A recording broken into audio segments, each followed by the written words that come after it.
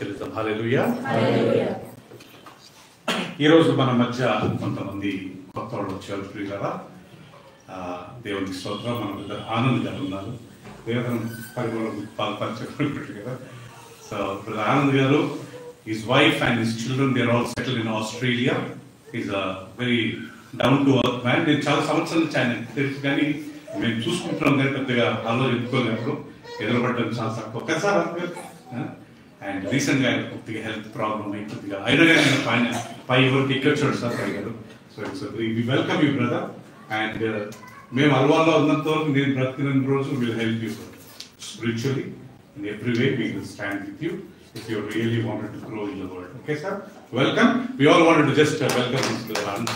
Welcome sir. Mark every Sunday 10:30 to 12:30 and prati Guruvar Thursday 7:30 to 8:30 mana Alexander Police sir garu unnaru. Ayana garu manaku Bible teach chestuntaru. So did you meet him? You have sir you met Kalavaru. Avada rendodi mana madhya sister మీ పేరు బాగా కృపావల్లి. వీళ్ళు గుంటూరు అండి, ఏసన్న చుట్టాలనుకుంటా అంతేనా. So వీళ్ళు కృపావల్లి గారు, ఆమె భర్త, వీళ్ళిద్దరు పిల్లలు సుచిత్ర అంతేనా. సుచిత్ర సర్కల్ గారు అండి, Suchitra. Wonderful children. And yesterday Sumitra's birthday. we will sing happy birthday to you afterwards. అమ్మ సిస్టర్ గారు, మీకు కానీ స్వాగతం. మీ కుటుంబం దేవుడు ఇంకా ఆత్మీయంగా ఎదగాలని మేమైతే మీ కొరకు ఎప్పుడు సిద్ధంగా ఉంటాము దేవుని వాక్యాలు సహాయం చేయడానికి. You're welcome Suchitra. ఓకే, ఎప్పుడన్నా వాళ్ళు కొద్దిగా లేజీ అనిపిస్తే you just encourage them. Mummy పోదాం పద, ప్లీజ్ కమ్, వెల్కమ్. అండ్ మన డాక్టర్ సీను, మన డాక్టర్ సీను జయంతి ఉన్నప్పుడు ఆయన ఆల్మోస్ట్ 8 సంవత్సరాలు మిస్ అయ్యింది కదా sir. You remember we went to his house. So Seenu మన మధ్య రావడం చాలా హ్యాపీ. పాతలు అంతా మళ్ళీ రావడం, మనం ఇంకా ఫస్ట్ ఆనందం రావాలి కదా. పరం కదా ఆనంద్ వచ్చేసారు సార్. మా దగ్గర ఇంకొక ఆనందం ఉండే సార్, ఆయన 10 years వచ్చారు. సో కొద్దిగా ప్రాబ్లం అలా అయింది. So thank God you replace the. We wish to have your wife and children back to you, that as a family you can grow together. So brother Anand గురించి ప్రార్థన చేయండి. ఆయన భార్య, పిల్లలు వాళ్ళు కానీ ఆస్ట్రేలియాలో ఉన్నారు. ఒకవేళ దేవుడి చిత్తమే ఆయన ఇక్కడికి వెళ్ళేటట్టు, ఆయన ఇక్కడికి వెళ్ళేటట్టు, లేకుంటే వాళ్ళు ఇక్కడ వచ్చేటట్టు తన కుటుంబంగా సంతోషంగా ఉండాలి కదా ఆయన. సో దేవుని వాక్యంలో రాయబడి పిల్లరా, సో భార్య భర్తలు పిల్లలు కుటుంబంగా కలిసి ఉండడం కంటే దానికి వేరే భాగ్యము లేదు. So Seenu, god bless you. Seenu ఒక కొడుకండి ప్రియులరా, ఆ అబ్బాయికి 10 సంవత్సరాలు. అండ్ ఇంకా రెగ్యులర్గా సీను రాబాబు, రేపు మనం పరలోకానికి వెళ్ళాలి కదా. ఈ లోకం సమస్తం కాదు కదా. బ్రతకడానికి తినడానికి కొద్దిగా డబ్బు ఉంటే చాలు, కానీ డబ్బే సమస్తం కాదు కదా. మనం దేవుడు ఎదగాల, రేపు చనిపోతే దేవుని దగ్గరికి వెళ్ళాలా. ఆ విషయాలు గుర్తుపెట్టుకో సీను. మేము ఎప్పుడు మీకు సాయంలో ఉంటాం నాన్న. దేవుడు మమ్మల్ని వాళ్ళ ప్రాంతానికి నడిపించిన కారణము ఇక్కడ కొంతమందిని దేవుళ్ళకి నడిపించాలనేది మా ఆశ. థ్యాంక్ యూ బెట్ట.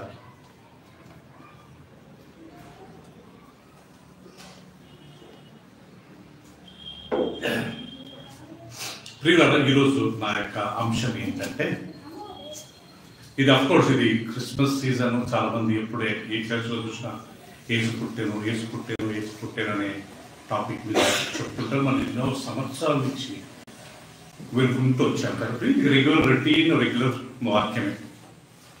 నేను చాలా నుంచి అనుకుంటున్నాను, యాక్చువల్ కొద్దిగా అంటే చెప్పి వదిలేసాను లాస్ట్ టైము. ఈ రోజు కంటిన్యూ. అదేంటంటే ప్రియులారా, ఫైనల్ జడ్జ్మెంట్, చివరి తీర్పు.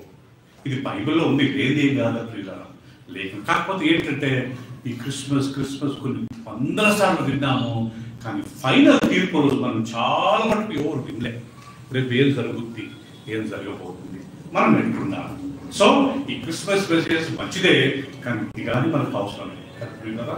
సో ఈరోజు ఆ వాక్యం చదువుకుందాం. ప్రతి ఒక్కరు దయచేసి అందరు బైబిల్ తీసిన తర్వాత నేను చదువుతాను, మీకు బైబిల్ చూడండి ప్రియులారా. అయినంత వరకు మొబైల్ ఫోన్స్ కొద్దిగా సైలెంట్ మోడ్ పెట్టుకోండి. ప్రకటన గ్రంథము తీసుకున్నాం. Turn this the book of revolution. 20 అధ్యాయము, బుక్ ఆఫ్ రెవల్యూషన్ 20 అధ్యాయము 11 వచనం చదువుకుందాం ప్రియుడా. ఇది ఈ వాక్యం చదువుతున్నప్పుడు గుర్తుపెట్టుకోవాల్సిన వింటున్నప్పుడు ప్రియుడా, ఇది దేవుని వాక్యంలో ఒక భాగం కాబట్టి ఎవరు భయపడాల్సిన అవసరం లేదు అండ్ ఎవరు ప్యానిక్ కావాల్సిన, ఎందుకంటే మనం అంతా దేవుని బిడ్డలు. ఇది మనకు కాదు, ఇది ప్రభువును నమ్ముకోకుండా అవిశ్వాసమైన జీవితంలో జీవిస్తూ కొన్ని పాపాలలో ఇన్వాల్వ్ అయిన వారికి ఇలా ఫైనల్ జడ్జ్మెంట్ యోషిత. This is not for believers. ఇది విశ్వాసులకు కాదు, ఇది ప్రభువును నమ్ముకున్న వాళ్ళకి కాదు, బాప్తిసం తీసుకుని మంచిగా విశ్వాస జీవితంలో ఉన్న వారికి కాదు. ఇది ఎవరికంటే ప్రభువును నమ్ముకోకుండా ప్రపంచంలో అన్యులుగా ఉంటారు కదా వాళ్లకు. మనం ఏం చేయాలి? ఈ వాక్యం విన్న తర్వాత మనం అలాంటి పాపాలలో ఇన్వాల్వ్ కాకుండా చూసుకోవాలి. సో దిస్ ఇస్ హెచ్చరిక, this is a warning for all of us. We will not continue in those things. Please turn with me 20 verse 11. నేను చదువుతాను, అందరూ గమనించు. మరియు ధవళమైన మహాసింహాసనమును దాని యందు ఆసీనుడై ఉన్న ఒకరిని చూచితిని. భూమి ఆకాశములు ఆయన సముఖం నుండి పారిపోయాను, వాటికి నిలువ చోటు కనబడకపోయాను. మరియు గొప్పవారేమి కొద్దివారేమి మృతులైన వారందరూ ఆ సింహాసనం ఎదుట నిలువబడి ఉండుట చూచితిని. అప్పుడు గ్రంథములు విప్పబడెను, మరియు జీవ గ్రంథమును వేరొక గ్రంథమును విప్పబడెను. ఆ గ్రంథముల యందు వ్రాయబడి ఉన్న వాటిని బట్టి తమ క్రియల చొప్పున మృతులు తీర్పు పొందిరి. సముద్రంలో ఉన్న తనలో ఉన్న మృతులను అప్పగించెను. మరణమును పాతాళ లోకమును వాటి వశమునున్న మృతులను అప్పగించెను. వారిలో ప్రతివాడు తన క్రియల చొప్పున తీర్పు పొందెను. మరణమును మృతుల లోకమును అగ్నిగుండంలో పడవేయబడెను. ఆ అగ్నిగుండము రెండవ మరణము. ఎవరి పేరైనను జీవ గ్రంథమందు వ్రాయబడినట్లు కనబడని ఎడల వాడు అగ్నిగుండంలో పడవేయబడను. 10వ వచనం చూసుకుందాం. వారిని మోసపరిచిన అపవాది 20వ అధ్యాయము 10వ వచనం నుండి, వారిని మోసపరిచిన అపవాది అగ్ని గంధకముల గుండములో పడవేయబడెను. అచ్చట ఆ క్రూర మృగమును అబద్ధ ప్రవక్తయు ఉన్నారు. వారు యుగ యుగములు రాత్రింబగళ్ళు బాధింపబడుదురు. రైట్, ఈ నరకానికి ఎవరు వెళ్తారంట? 21వ అధ్యాయం 8వ వచనంలో ఆ లిస్ట్ ఉంది. చూస్తున్నామా? పిరికి వారును, అవిశ్వాసులను, అసహ్యులను, నరహంతకులను, వ్యభిచారులను, మాంత్రికులను, విగ్రహారాధికులను, అబద్ధికులందరూ అగ్ని గంధకములతో మండు గుండంలో పాలు పొందుదురు. ఇది ఎన్నో మరణము? రెండవ మరణం. సో ప్రియులారా, ఈ చివరి తీర్పు పీటర్ గురించి మాట్లాడితే ఈ 3 వచనాలలో క్లియర్ గా మనకు ప్రియులారా వివరించారు. ఓకే, అందరు గమనించండి. ఏంటంటే ప్రియులారా, మరియు ధవళమైన మహాసింహాసనం. ఇప్పుడు యోహాను ఇవి దర్శనాలు చూస్తున్నాడండి. పద్మస్ అనే ఒక ద్వీపం టర్కీ దేశంలో, ఇప్పుడు టర్కీ ఉంది కదా, ఆ టర్కీ దేశం కొద్దిగా లోపల ఒక సముద్రం ఉందంట. ఆ సముద్రం మధ్యలో చిన్న ఒక ల్యాండ్ ఉంటుందంట. మేబీ ఈ అల్వాలో లేకుంటే ఈ రామ్నగర్ కాలనీ ఇంత ల్యాండ్ ఉంటుందంట. ఎవరన్నా ఆ రోజుల్లో రోమా దేశస్తులు పరిపాలించేవారు, బ్రిటిష్ వాళ్ళ మాదిరి. మన బ్రిటిష్ వాళ్ళు ఎలా పరిపాలించారో అప్పుడు ఆ రోజులలో ఆ మిడిల్ ఈస్ట్, ఇరాక్, ఇరాను, ఈ యెరూషలేముని రోమా దేశస్తులు పరిపాలించేవారు. సో యోహాను సువార్తను ప్రకటిస్తుంటే, యోహాను నువ్వు సువార్తను ప్రకటిస్తావని వేడి వేడి నూనెలో పడేశారంట. కానీ యోహానికి ఏం కాలే. దానిలో సింహపు బోర్లు వేస్తే ఎలా ఏం హాని కలగలేదో ఈ యొక్క యోహాను కానీ ఎలాంటి హాని కలుగుతుంటే వీళ్ళేమనుకున్నారంటే ఈయన చనిపోయేటట్టు లేడని చెప్పి ఆ పద్మస్ అనే చిన్న ల్యాండ్, ఐలాండ్ అంటే ఆ ద్వీపంలో ఆయన పడేశారు. అక్కడ చూడండి దేవుని యొక్క ప్రణాళిక పరిమళ రాయలమ్మా. అదేంటంటే ఆ సమయంలో కానీ దేవుడు ఆయన అంటే ఆ యొక్క ఐలాండ్ వేసిన కానీ దేవుడు ఎంత జ్ఞానంగా ఆయనకు ఈ ప్రకటన పుస్తకం రాసే అవకాశం ఇచ్చాడు. ఒకవేళ ఆయన ఆ జైలు బుక్ అక్కడ ఆ ద్వీపానికి వెళ్ళకుండా ఉంటే మనకి ఈరోజు ప్రకటన దొరికేది కాదు. 30,000 ద్వారా దేవుడు రాపిచ్చేవాడు. కానీ అక్కడ కానీ ఆయనది రాశాడు. మీకు ఎంతమందికి తెలుసులేదు, పౌలు రాసిన పత్రికలు మాక్సిమము ఫిలిప్పు చెరసాలలో ఉండి రాశాడంట. బయట నుండి రాసినవి కాదు ఇవి. ఆయన జైలు వేస్తే ఏం చేయాలో అర్థం కాకని ఏదో పెన్నో ఏదో దొరికినట్టుంది ఒక్కొక్క సంఘానికి రాసి ఆ రోజులు పంపారట. బాబు మీరు వెళ్ళి ఇది కొరింథీ సంఘానికి ఇచ్చిరా బాబు, ఫస్ట్ లెటర్ సెకండ్ లెటర్, ఇది తిమోతికి ఇచ్చిరా బాబు. సో ఆ రకంగా ప్రియులరా ఈయన చెరసాలలో ఉండి ఈ పత్రికలన్నీ రాశాడు. సో యోహాను ప్రకటన ఎక్కడి నుంచి రాశాడు? ఆయన ఆ ద్వీపం నుంచి రాశాడు. పౌలు ఎక్కడి నుంచి రాశాడు? ఆయన ఫిలిప్ అనే సంఘ ఆ యొక్క చెరసాలలో నుంచి ఆయన యొక్క పత్రికలు రాశాడు. రైట్. సో ఇక్కడ ఏం రాయబడిందంటే ఈ యోహాను ఆయన దర్శనం చూసినప్పుడు ఇంకా ఆల్మోస్ట్ లాస్ట్కి వచ్చాడు కూడా 20వ అధ్యాయం కొద్దిగా భయంకరమైన అధ్యాయం.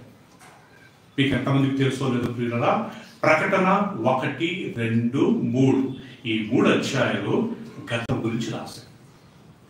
4 నుంచి 20 వరకు జరగబోయే వాటి గురించి రాశారు. ఆ 4 నుంచి 20 వరకు ప్రభువును నమ్మని వారికి, విగ్రహారాధికులకు, ఇప్పుడు మనం చదివే కదా, వ్యభిచారులు, దొంగలు, త్రాగుబోతులు, మొహం, వీళ్ళందరికీ ఈ 20 అధ్యాయాలు రాశారు.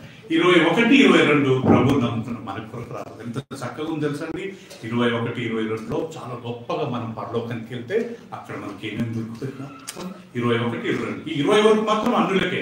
ఇప్పుడు మనం చదివేది అన్యులకే. కాకపోతే నా పాయింట్ ఏంటంటే మనం కొద్దిగా దారి తప్పకుండా పాపంలో పడి భ్రష్టులమై ఈ తీర్పులకి రాకూడదు అనేది దేవుని చిత్తము. అందుకనే మనం ఈ విషయాన్ని నేర్చుకున్నాం. ఎన్నోసార్లు క్రిస్మస్ గురించి వాటి గురించి నేర్చుకున్నాము. దీని గురించి చాలా తక్కువ కాబట్టి దేవుని చిత్తం అయితే ఈరోజు కొన్ని విషయం నేర్చుకున్నాం. మరియు ధవళమైన మహాసింహాసనమును దాని యందు ఆసీనుడు ఎంతో ఒకరిని చూచితిని. భూమి ఆకాశములు ఆయన సముఖం నుండి పారిపోయెను, వాటికి నిలువ చోటు ఇక కనబడకపోయెను. ప్రియులారా, ఎవరు ఆ ధవళమైన సింహాసనం మీద కూర్చున్న దేవుడు? ఇంగ్లీష్ లో వైట్ థ్రోన్ జడ్జ్మెంట్ అంటారు. వైట్ అంటే ధవళమైన సింహాసనం యొక్క తీర్పు. ఎవరి తీర్పు తీర్చేది? చాలా సంవత్సరాలు నేనేమనుకున్నా యెహోవా దేవుడే తీర్పు తీరుస్తాడనుకున్నానండి. కానీ తర్వాత కొన్ని సంవత్సరాల తర్వాత నేను చదువుతున్నప్పుడు దేవుడు నా కళ్ళు తెరిచి కొన్ని విషయాలు చూపించాడు. చివరికి తీర్పు తీర్చేది తండ్రి కాదంట దేవుడు. ఎవరంటే యేసు ప్రభు. ఎక్కడుంది ఆ వాక్యము?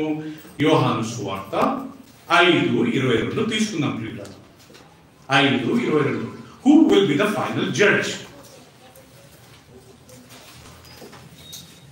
అంత్య దినమందు ప్రతి ఒక్కరికి తీర్పు తీర్చేది ఎవరంటారు? 5వ అధ్యాయము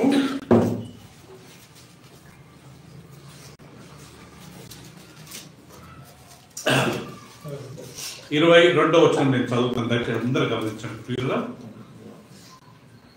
తండ్రి ఎవరికి తీర్పు తీర్చడు కానీ తండ్రిని గనపరచునట్లుగా అందరూ కుమారుని కనపరచవలనని తీర్పు తీర్చుటకు సర్వాధికారము కుమారునికి అప్పగించి ఉన్నాడు. చూడండి ప్రియులారా, తీర్పు తీర్చవలనని తీర్పు తీర్చుటకు సర్వాధికారము కుమారునికి అప్పగించి ఉన్నాడు.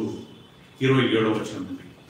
మరి ఆయన మనుష్య కుమారుడు కనుక తీర్పు తీర్చుటకు తండ్రి అధికారము అనుగ్రహించారు. సో ఈ 2 వాక్యాలలో మనకు తెలిసిన సత్యం ఏంటంటే గారు, సో చివరి తీర్పు ఎవరు చేస్తారంటే అంశ యేసు ప్రభు. ఇక్కడ అంటాడు తండ్రి ఎవరిని తీర్పు తీర్చడు. ఈజ్ నాట్ పెద్దగా వాటి మీద ఆనందించే దేవుడు కాడు. మీకు తెలుసలేదో, దేవుడు ఒకడు నరకానికి వెళ్తుంటే ఇష్టపడేవాడు కాడు. దుర్మార్గులు నశించడం కానీ ఆయనకు ఇష్టం లేదంట. దుర్మార్గులు యెషయా గ్రంథంలో 3 ప్లేసెస్లో ఉంది. దుర్మార్గులు తాగుబోతూ పాపం చేసి దేవుణ్ణి విసర్జించిన వాడు కానీ నాశనం కావడం దేవునికి ఇష్టం. ఎందుకంటే ఒక్కసారి అతడు నరకానికి వెళ్ళాడు అనుకోండి, ఇంకా మళ్ళా రిటర్నింగ్ ఉండదు ప్రియులారా. యుగ యుగ యుగ యుగ యుగ యుగ వరకు అక్కడనే ఉండాలి. అక్కడ అగ్ని ఆరదు, పురుగు.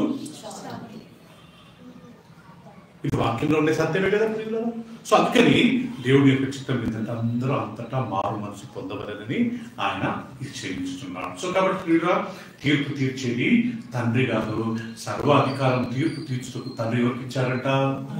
కుమారునికి అర్పించారు. సో ఈ తెల్లని సింహాసనం మీద కూర్చున్నది ఎవరంటే ప్రియులారా, యేసు ప్రభువే. ఈయన గొర్రె పిల్లవాడిని కూర్చోలేదు గొర్రె యొక్క సింహాసనం మీద. ఆయన చాలా గంభీరంగా తీర్పు తీర్చే ఒక న్యాయాధిపతిగా కూర్చున్నాడు. ఆయన 2వ రాకడలో సింహం మాదిరి వస్తాడంట, కానీ తీర్పు రోజు గొర్రె సింహం కాదు, ఆయన ఒక న్యాయాధిపతి. Is a judge. అండ్ మీకు తెలిసిన కదా, తీర్పు ప్లేస్లో కూర్చున్నవాడు, ఆ తీర్పు సింహాసనం కూర్చున్న వానికి ఎలాంటి పక్షపాతం ఉండదు. బైబిల్ ఒక వాక్యం ఉంది, యెషయా గ్రంథంలో, అబద్ధమును సత్యమని చెప్పేవారికి, సత్యమును అబద్ధమని చెప్పేవారికి శ్రమ. Woe unto them who speaks truth as a lies and lies as a truth. నిజమును అబద్ధమని, అబద్ధమును నిజమని పలుకోవానికి అందులో శ్రమ అంట. సో తీర్పు తీర్చేవాళ్ళు ఎంత జ్ఞానంగా ఉండాలంటే చాలా స్ట్రైట్ గా ఇద్దరిది విన్న తర్వాతనే మొత్తం తీర్పు తీర్చాలని. ఒక్క సైడ్ విని మనం తీర్పు తీర్చామనుకోండి, మనము తప్పు చేసుకోవడం.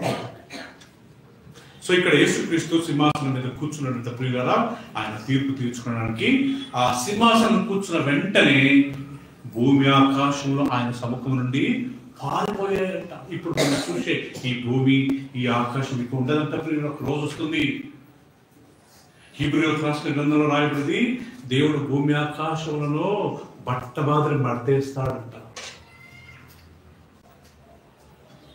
ఏమవుతుంది భూమి ఆకాశానికి? పేతురు రాసిన 2వ పత్రిక. ఏం జరుగుతుందో గమనించుకున్నాం. పేతురు రాసిన 2వ పత్రిక 3వ అధ్యాయం 10వ వచనం చదువుకుందాం. 3 verse 10. 2 Peter chapter 3 verse 10. నేను చదువుతాను, దయచేసి ప్రతి ఒక్కరు గమనించండి. 3వ అధ్యాయము 10వ వచనం. ఏం జరుగుతుందంటే ఇప్పుడు మనం ఉండే ఈ భూమి ఆకాశము ప్రియులారా చూద్దామా?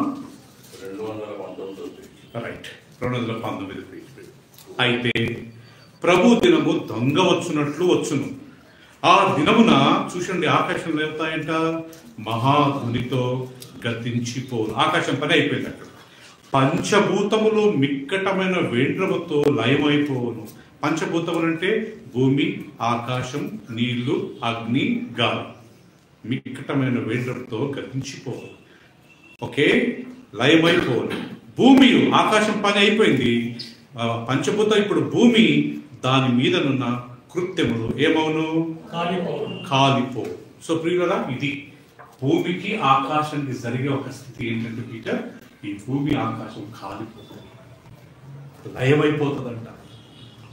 నోవా కాలంలో దేవుడు వరదలు రప్పించి నాశనం చేస్తే, ఇప్పుడు యేసు ప్రభు 2వ రాకడలో నిప్పుతో కాల్చి వేస్తాడు.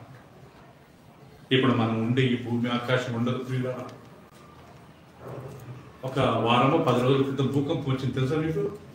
నేను ఇక్కడ కూర్చొని ప్రేయర్ చేసుకుంటున్నా, మా మిస్ లోపల బైబిల్ చదువుకుంటుంది, నా చీర కొరికింది. ఇంకా ఏమన్నా చైర్ ప్రాబ్లమా? నేను మా మిస్ అడిగిపోయినా, ఏమన్నా చేయకుండా కబోర్డ్ ఇంక మీరు నమ్ముతారు లేదు మేము దిగేసి కార్లో ఓపెన్ ఏరియాకి వెళ్ళిపోయినాం. అలెగ్జాండర్ గారు కాల్ చేసినాం, సార్ ఇట్లా భూకంపం వచ్చిందా? అయ్యగారు నాకేం తెలియదు. ఇంక 5 నిమిషాల్లో దాన్ని మొత్తం సమాచారం సేకూర్చుకుని మాకు పంపించాడు. హైదరాబాద్ ఎంత వచ్చింది, మహబూబ్ నగర్ ఎంత వచ్చింది. సో ప్రియురా, ఈ భూమి ఆకాశం ఒక రోజు దేవుడు నాశనం చేస్తాడంట. 22వ అధ్యాయం ప్రకటన 21వ అధ్యాయం చూడండి. మరి ఈ భూమి ఆకాశం నాశనం అయితే ఏంటి? నెక్స్ట్ 21వ అధ్యాయం 1వ వచనం. నెక్స్ట్ ఏంటంటే ప్రియురా, అందరు తీసిన తర్వాత చదువుతాను. అంతటా నేను క్రొత్త ఆకాశమును క్రొత్త భూమిని సూచిక. మొదటి ఆకాశమును మొదటి భూమి గతించిపోయాను, సముద్రమును ఇకను. సో ప్రియులారా, అర్థమైందా?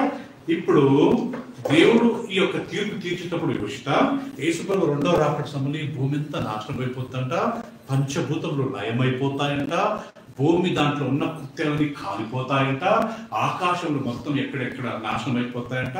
బైబిల్లో 21వ అధ్యాయం అన్నట్టు కొత్త ఆకాశము కొత్త భూమిని దేవుడు సృష్టిస్తాడు. ఆ కొత్త భూమిలో ఏముండదంట? ఏముండదు ముఖేష్? సముద్రం ఉండదు. అంటే ప్రతి ఒక్కళ్ళకు అకామిడేషన్ ఉంటుంది అన్నమాట. ఇప్పుడు మ్యాక్సిమం సముద్రమే కదా మనకు ఉండేది. ఎక్కడ పోయినా సముద్రమే, ఎక్కడ పోయినా నదులే, ఎక్కడ పోయినా చెరువులే, కుంటలే, మాకు మ్యాక్సిమం సముద్రమే. కానీ దేవుడు ఒక రోజు మొత్తం ఈ భూమి ఆకాశాన్ని నాశనం చేసిన తర్వాత కొత్త ఆకాశము కొత్త భూమిని సృష్టిస్తాడంట. ఆ భూమిలో సముద్రమే ఉండదంటే ఎక్కడ ఓపెన్ ల్యాండే. ఓకే, సో ఆయన సముఖం నుండి భూమి ఆకాశంలో పారిపోయిన ఆ తెల్లని సింహాసనం మీద కూర్చున్నాయన యేసుక్రీస్తు. ఆయన సముఖం ముందు ఆ కోపానికి, ఆ న్యాయాధిపతి యొక్క తీర్పుకు ఎక్కడ భూమి అక్కడ నాశనం అయిపోయిందంట, ఆకాశం నాశనం అయిపోయిందంట. తర్వాత దేవుడు కొత్త ఆకాశం కొత్త భూమిని సృష్టించాడంట. ఇప్పుడు తీర్పు చూద్దాం ప్రియులరా. అప్పుడు ఏం జరిగిందంట ప్రియులరా? వాటికి నిలువ చోటు కనబడకపోయింది. ప్రకటన 20 అధ్యాయం 20:12. మరియు గొప్పవారేవి కొద్దివారేవి మృతులైన వారందరూ ఆ సింహాసనం ఎదుట నిలవబడి ఉండుట చూచితిని. అప్పుడు గ్రంథములు విప్పబడేను, మరియు జీవ గ్రంథములు వేరొక గ్రంథమును. సో ప్రియులారా, ఇక్కడ చూసారా? ఆ సింహాసనం ఎదుట, దేవుని సింహాసనం ఎదుట గొప్పవారేమి కొద్దివారేమి ధనవంతులేమి బీదోళ్ళేమి చదువుకున్న వాళ్ళేమి ప్రతి ఒక్కళ్ళు ఆ యొక్క సింహాసనం ఎదుట నిలబడతారంట. అందరూ నిలబడతారంట. ఒకవేళ ప్రభును నమ్ముకుంటే వాళ్ళు ఉండరు. ఇక్కడ ప్రభు నమ్ముకున్న పరదేశికి వెళ్తారు, అది వేరు స్టోరీ. సో ఇక్కడ మాత్రం ప్రియులరా, ఇష్టం వచ్చినట్టు జీవించి పాపానికి స్థలం ఇచ్చి దేవుని మహిమపరచని ప్రతి ఒక్కరికి మనం చదివే కదా, పెరికి వాళ్ళు వీళ్ళందరూ ఆ గ్యాంగ్ లో ఉంటారు. అందరు నిలబడతారంట. దేవుడు అన్యాయంగా తీర్పు తీర్చండి, గ్రంథములు విప్పుతాడంట. కదా, ఎన్ని గ్రంథాలు ఉంటాయంట ప్రియుల పరలోకం తెలుసు కదా? ఇది 4. మొదటి గ్రంథం పేరు జీవ గ్రంథము. ఏం పేరు చెప్పండి ప్రియుల? ఎవరి పేర్లు ఉంటాయి జీవ గ్రంథంలో? జయంతి అంటే ఎవరైతే పాపాలు ఒప్పుకొని, ఎవరైతే బాప్తిసం తీసుకుని, ఎవరైతే ప్రతి వారం ప్రభురాత్రి బాలలో పాలు పొందుతూ అందరితో సమాధానంగా ప్రేమగా ఎన్ని కష్టాలు వచ్చినా వాటిని చేయించుకుంటూ రేపు యేసుప్రభు రాకడ వచ్చినా ఎత్తబడ్డా చనిపోయినా మనము అలాంటి వాళ్ళ పేర్లు ఆ జీవ గ్రంథంలో ఉంటాయి. హల్లెలూయా. జీవ గ్రంథంలో ఒక్కసారి దేవుడు మన పేర్లు రాసిన తర్వాత కొట్టివేస్తాడా? మనందరూ చాలా మంది తెలుసు, ఎస్, దేవుడు కొట్టేస్తాడంట. ఎప్పుడు మనం మళ్ళా పాపం చేసినాం అనుకోండి. ఎగ్జాంపుల్, పేతురు గ్రంథంలో అంటాడు, కుక్క వామిటింగ్ చేసింది మళ్ళా తింటదంట. ఏంటి దాని అర్థము? ఒక వ్యక్తి పాపం మానుకొని ఒప్పుకొని దాన్ని విడిచి ఒక 10 సంవత్సరాలు మంచిగా బతికాడండి, తాగుడు జోలికి వెళ్ళలేదు. ఒక 10 సంవత్సరాల తర్వాత మళ్ళా పోయి తాగాడు. దాన్ని ఆయన దేంతో పోల్చారు? కుక్క వామిటింగ్ చేసిన దాన్ని మళ్ళా తిన్నట్టు. ఒక్కసారి మన పాపాలు ఒప్పుకొని మంచి జీవితాన్ని ప్రారంభించి మళ్ళా ఏదో శోధన వచ్చి మళ్ళా అదే పాపాలు చేశాం అనుకోండి, బైబిల్ ప్రకారం దేవుడు వాళ్ళను కుక్కతో, నేను చెప్పట్లేదు, వాక్యం ఉంది, కుక్క వామిటింగ్ చేసి మళ్ళా తిన్నట్టే పాపం విడిచి మళ్ళా పాపం జోలికి వెళ్తున్నారు అని దేవుడు వాక్యం సెలవిస్తుంది. అంటే దేవుడు మన పేరు రాశాడు. యూదా, మీకు తెలుసు, యేసుక్రీస్తు 12 మంది అపోస్తులను ఎన్నుకున్నప్పుడు రాత్రంతా ప్రార్థన చేసి, మార్కు సువార్తల రాత్రంతా ప్రార్థన చేసి ఒక్కడే కొండకెళ్ళి, ప్రభా ఎవరెవరిని నేను తీసుకోవాలా, ఎవరెవరిని ఎన్నుకోవాలా అని రాత్రంతా ప్రార్థన చేస్తే దేవుడు 12 మందిని ఈయన మైండ్లో ఇచ్చాడు, యేసుప్రభు మైండ్లో. ఆయన కిందికి వచ్చి పొద్దున్న అందరిని శిష్యులను పిలిపించి 12 మందిని ఎన్నుకున్నాడు. దాంట్లో యూదా గాని ఉన్నాడు. యేసుప్రభుని అప్పగించాడు కదా, ఆ యూదా గాని. అలా దేవుడు తప్పుడు నిర్ణయం తీసుకోలేదు. యేసుప్రభు గారిని యూదాన్ని ఎన్నుకోవడంలో తప్పుడు నిర్ణయం కాదు, అది మంచి నిర్ణయమే, అది దేవుని ప్లానే. బైబిల్లో రాయబడింది, యూదా 12 మందిలో ఒకటిగా ఎంచబడ్డాడు. He was numbered among 12. 12 మందిలో ఇతడు యూదా ఒకటిగా ఎంచబడ్డాడంటే దేవుడు ఎలాంటి పక్షపాతం లేకుండా యూదాని తీసుకున్నాడు. కానీ ఏం జరిగింది? డబ్బు ఆశ.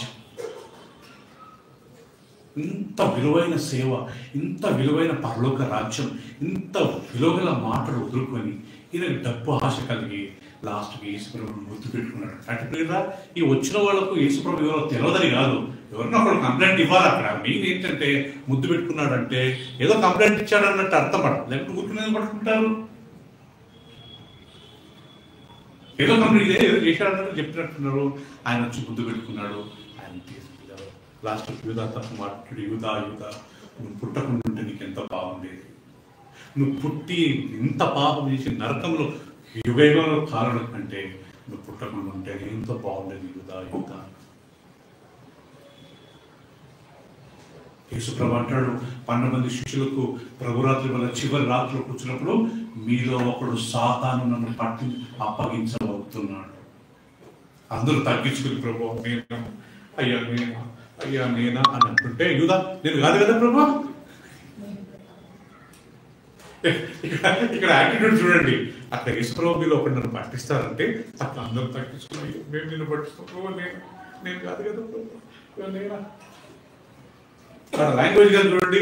యూదా అంటారంట ప్రభు నేను కాదు కదా, నువ్వే యూదా. లాస్ట్ యూదా ఏం చేశాడంట, యేసుప్రభుని పట్టించి మళ్ళా డబ్బు తెచ్చి మళ్ళా వాళ్ళకి పడేసి వాళ్ళు ఏం చేసి మాకు అవసరం లేదు బాబు ఈ డబ్బు అని చెప్పి వాళ్ళు ఆ డబ్బుతో అనాథులు శవాలను పాతి పెట్టడానికి ఒక భూమిని ఉండాలంట, ల్యాండ్, సమాధులు. యూదా లాస్ట్కి వెళ్ళి ఊరేసుకున్నాడంట. నేను ఒక కామెంటరీలో చదివాను కదా, ఊరేసుకున్న తర్వాత ఆయన శవం కింద పడ్డదంట, పడి పేగులు బయటకు వచ్చాయి. చాలాసార్లు చెప్పాను, ఒక డెడ్ బాడీ చనిపోయిన తర్వాత ఆ బాడీ బరువు పెరుగుతూ ఉంటుందంట, రోజు రోజుకు బరువు పెరుగుతుంది. రెండవది ఆయన ఎదుగుదైందో ఆ శవం మీద, ఎందుకంటే అంత యెరూషలేములో అందరూ బిజీగా ఉన్నారు. యేసుప్రభు చనిపోయాడు, 3 రోజులు లేచాడు, ఈయన ఆ రోజే వేసుకున్నాడు. ఫస్ట్ రోజు కొద్దిగా లావైంది, పెద్దగింది. ఆ బరువుకు ఆయన వేలాడిన ఆ కొమ్మ ఇరిగిపోయిందంట.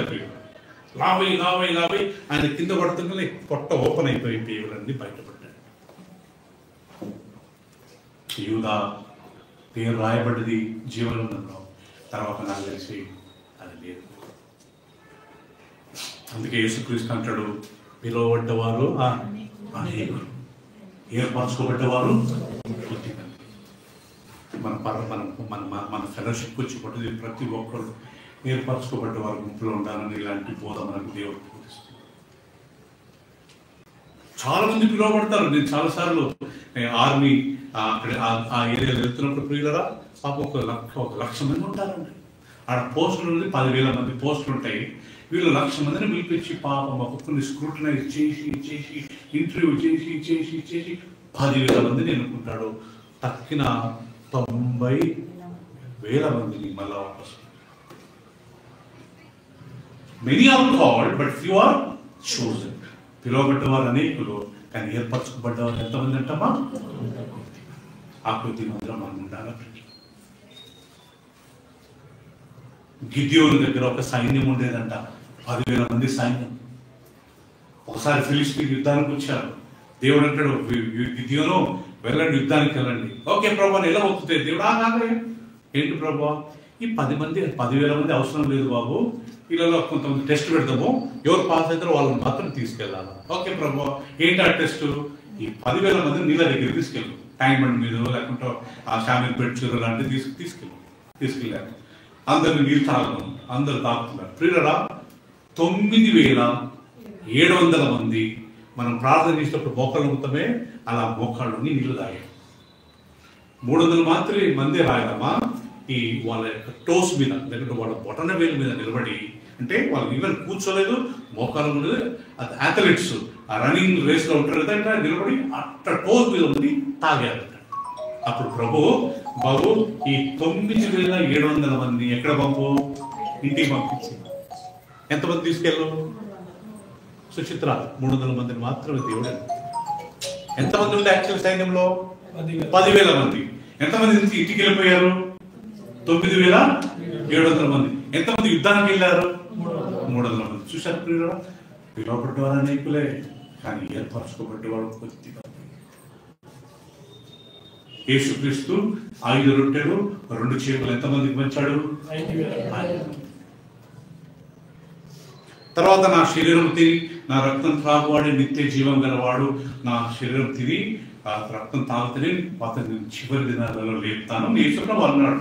అందుకు అనేకులు ఏం చేశారంట, అమ్మో ఆయన శరీరం తినడం ఏంటి, ఆయన రక్తం త్రాగడం ఏంటి అని మిస్అండర్స్టాండింగ్ చేసుకొని, అపార్థం చేసుకొని వాళ్ళు ఆ రోజు నుంచి వెనుదిరిగి మరి ఎన్నడూ ఆయనను వెంబడించలేదు. ఎంతమంది?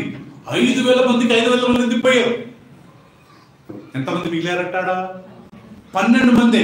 వాళ్ళని చూసి అంటాడంటే వీళ్ళని వెళ్ళిపోతారా? ప్రభా మేము ఎక్కడికి వెళ్ళాలా ప్రభా, జీవగల మాటలు నీ దగ్గర ఉన్న ఈ మాటలు ఎక్కడికి ఎవరు చెప్తారు ప్రభావ? మాకు కోట్ల రూపాయలు సంపాదించి కోట్ల రూపాయలు మనం సంపాదించి ఖర్చు పెట్టి ఏది చేసినా ఈ మాటలు ఎవరో చెప్తారు మనకు ప్రభావ? ఆ కొద్ది ప్రభావ మేము నీతో ఉంటామని 12 మందిలో పేతురు ఒక్కడు ధైర్యంగా వేసి చెప్పాడు. నేను 4 సువార్తలు చదువుతున్నప్పుడు అండర్లైన్ చేసుకున్నాను అయ్యగారు. సో బైబిల్లో యేసు ప్రభు వాక్యం చెప్పినప్పుడు గుంపు వచ్చేవారంట.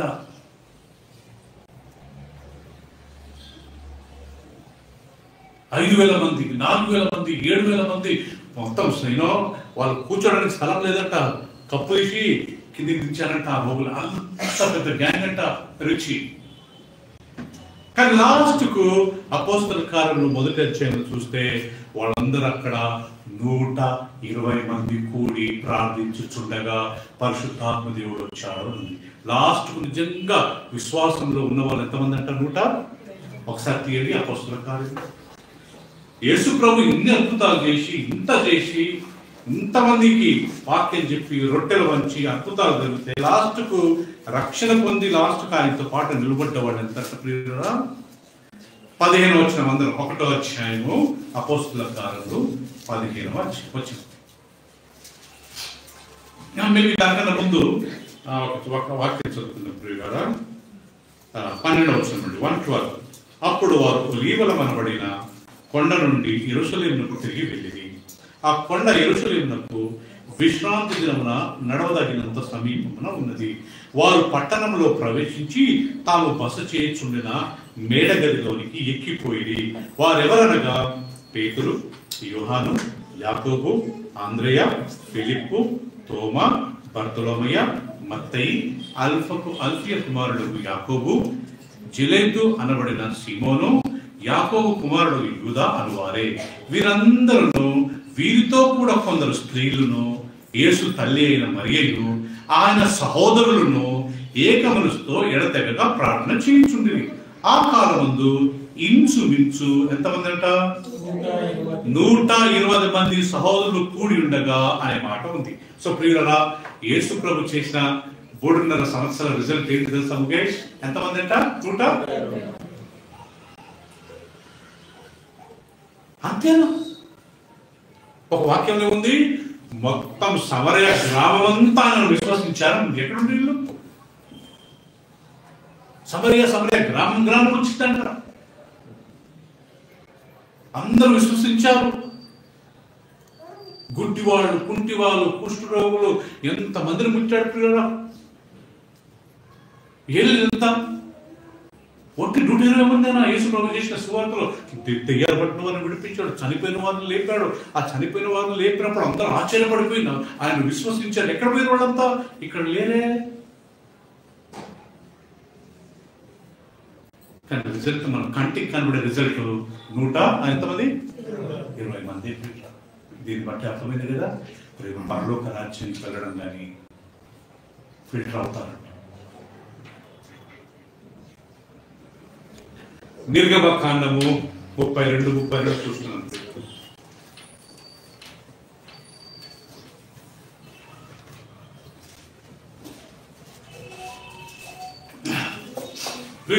నిర్గమకాండము 32 అద్దరు తీయండి, నేను మీ కొరకు చదువుతాను. 32:32. ఇక్కడ మోషే దేవుడు ఇద్దరు మాట్లాడుతున్నారు. ఏమని మాట్లాడుతున్నారు ప్రియులారా? రైట్. అయ్యో, నీవు వారి పాపమును ఒకవేళ పరిహరించితివా, లేనిడలా నీవు రాసిన నీ గ్రంథములో నుండి నా పేరు తుడిచివేయమని బతిమాలుకొనుచున్నాను నేను. అందుకు యెహోవా, ఇప్పుడు దేవుడు అండ్ మోషే మాట్లాడుతున్నాడండి. ఓకే, కాబట్టి అందుకు యెహోవా, ఎవడు నా ఎదుట పాపము చేసెను వాణ్ణి నా గ్రంథముల నుండి తుడిచి వేయును. సో ప్రియులారా, మోషే సీనాయి పర్వతం మీదకి వెళ్ళి ప్రార్థిస్తున్నాడు. 40 రాత్రులు 40 పగుళ్ళు ఆని ఉండిపోయిండు. అన్నం తినలేదు, నీళ్లు తాగలేదు.